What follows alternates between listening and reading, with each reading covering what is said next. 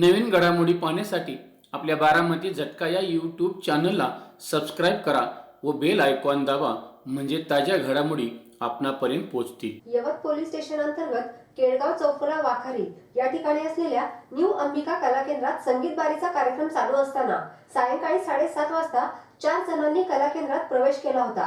कला रूम मध्ये सोमवार दिनांक 21 रोजी रात्री 10:30 ते 11:30च्या सुमारास हवेत गोळीबार झाल्याची माहिती काही माध्यमांद्वारे पुणे ग्रामीणचे पोलीस अधीक्षक गणेश बिरादार व दौंडचे उपविभागीय पोलीस अधिकारी बापूराव दडस यांना मिळाल्यानुसार त्यांनी केळगाव चौफुला वाखारी येथील शासनमान्य 3 कला केंद्रात अधिक तपास केला असता न्यू अंबिका कला केंद्रात हवेत गोळीबार झाल्याचे समजले। केंद्राचे मॅनेजर बाबासाहेब आमदारे यांनी यवत पोलिसात दाखल केलेल्या तक्रारीनुसार बाबासाहेब मांडेकर, गणपत जगताप, चंद्रकांत मारणे व एक अज्ञात इसम अशा चौघांविरोधात भारतीय नागरिक सुरक्षा संहिता कलम 173/3 प्रमाणे संबंधितांवर गुन्हा दाखल करण्यात आला असून अधिक तपास पोलीस यंत्रणा करत आहे, अशी माहिती पुणे ग्रामीणचे पोलीस अधीक्षक गणेश बिरादार यांनी दिली आहे। यवत पोलीस स्टेशनच्या हद्दीमध्ये दौंड तालुक्यामध्ये वखारी या ठिकाणी अंबिका कला केंद्र आहे, जे ज्याला शासन मान्यता प्राप्त आहे। त्या ठिकाणी दिनांक 21 तारखेला रात्री 10:30 ते 11:30च्या सुमारास हवेत फायर केल्याची एक घटना घडलेली होती।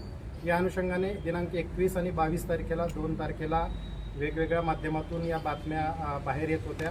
त्या अनुषंगाने 2 दिवस पोलीस त्या ठिकाणी एन्क्वायरी करत होते, परंतु तिथून कुठलीही ऑथेंटिक माहिती आम्हाला अद्यापपर्यंत कोणी दिलेलं नव्हतं। पण आज रोजी तेथील जे मॅनेजर आहेत बाबासाहेब आमदारे यांना विश्वासात घेऊन चौकशी केली असता दिनांक 21 तारखेला रात्री 10:30 ते 11:30च्या दरम्यान अंबिका कला केंद्र या ठिकाणी हवेत फायर झाल्याची घटना घडलेली आहे।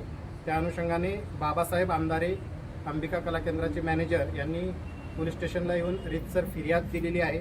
त्यामध्ये बाबासाहेब मांडेकर, गणपत जगताप आणि चंद्रकांत मारणे व त्यांच्यासोबत एक अनोळखी इसम असे हे त्या कला केंद्रामध्ये संध्याकाळी 7:30 वाजता गेलेले होते आणि रात्री 11:30च्या सुमारास त्यांनी त्या ठिकाणी हवेत फायर केलेला आहे। सदर घटनेच्या अनुषंगाने यामध्ये कोणीही जखमी नाही किंवा कुणावरही फायर केलेला नाही आहे। पुढील तपास पोलीस करत आहेत। थँक्यू। अशी चर्चा होती। यामध्ये मी सांगितलं की याच्यामध्ये कुणावरही फायर झालेलं नाही आहे, कोणीही जखमी नाही आहे। पुढील तपास पोलीस करत आहेत। हे जे नावं आता FIR मध्ये आलेले आहेत, आता तपास करणं सुरू आहे। त्यांना ताब्यात घेतल्यानंतर आम्हाला कळेल माहिती की हे लोक कोण आहे। FIR आता दाखल झालेली आहे, होत आहे।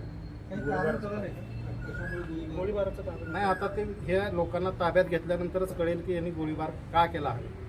काय प्राथमिक माहितीत आले राजकीय नेत्यांशी काय यांचे जवळीक संबंध आहेत? काही आता तपास पुढला सुरू आहे। आमच्याकडे ही नावं प्राप्त आहेत, त्यांना ताब्यात घेतल्यानंतर आम्हाला समजेल पुढे तपासामध्ये काय। दाबण्याचा प्रयत्न केला होता का? हे प्रकरण दाबण्याचा अजिबात प्रयत्न केला नाही। आम्हाला जेव्हा माहिती मिळाली तेव्हा एकूण 3 कला केंद्र या भागामध्ये आहेत ज्यांना शासन परवाना आहे। तिन्ही कला केंद्रावर जाऊन भारतीय नागरिक सुरक्षा संहिता 173/3 प्रमाणे पोलीस गेले 24 आवर याच्यामध्ये इन्क्वायरी करत आहे। त्यामुळे दाबण्याचा प्रश्न येत नाही। याच्यामध्ये आत्तापर्यंत आमच्याकडे कोणी विक्टीम आलेलं नव्हतं, कंप्लेनंट आलं नव्हतं किंवा फायरिंग झाल्याची माहिती कोणी पुढे येऊन आम्हाला देत नव्हतं। हा दाबण्याचा कुठलाही प्रकार नाही आहे।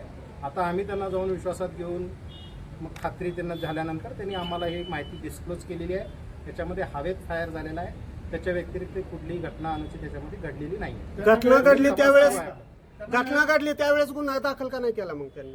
मालकांनी लपून घाबरलेला होता, त्याने दिलेला आहे याच्यामध्ये की या घटनेच्या अनुषंगाने तो घाबरलेला होता आणि तक्रार आपल्याकडे दिलेली नव्हती। आता पुढील गोष्टी आणि आपण तपासामध्ये त्याच्यामध्ये वेळेचं काही बंधन आहे का नाही? रात्री 12-1 वाजेपर्यंत चालत असेल, अशा घटना घडतील, अशा घडू नये त्यांना वेळेचं बंधन आहे आणि त्यांना जे परवाना दिलेला आहे त्याचे रूल्स रेग्युलेशन या अनुषंगानं खात्री नियमितपणे करण्यात येते, तपासण्यात पण येते। ही घटना 10:30 ते 11:30च्या दरम्यान आहे। लोककलेमध्ये असणाऱ्या की महिलांचे आणि सगळ्या गुन्हेगारांचे जास्त संबंध असतात आणि ह्या ठिकाणी अनेक वेळा अशा घटना घडतात, पण ह्या महिलांची चौकशी होत नाही। ह्या महिलांवरती आपण काही उद्देश नाही, काही चौकशी करणार आहात? अशी कुठली काही स्पेसिफिक घटना तक्रार दिली असेल तर निश्चितपणे एन्क्वायरी होईल।